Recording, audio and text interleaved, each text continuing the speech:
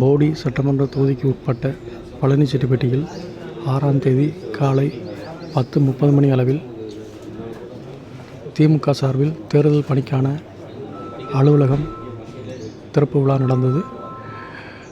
தேனி நாடாளுமன்ற உறுப்பினரும் வேட்பாளரும் இணைந்து அலுவலகத்தை ரிப்பன் வெட்டி திறந்து வைத்தனர்.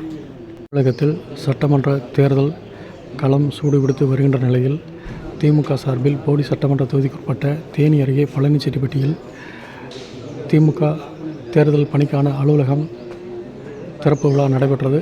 இந்த திறப்பு விழா நிகழ்ச்சியில் தேனி நாடாளுமன்ற உறுப்பினரும் தேனி வடக்கு மாவட்ட திமுக செயலாளருமான தங்கத்தமிழ் செல்வன்,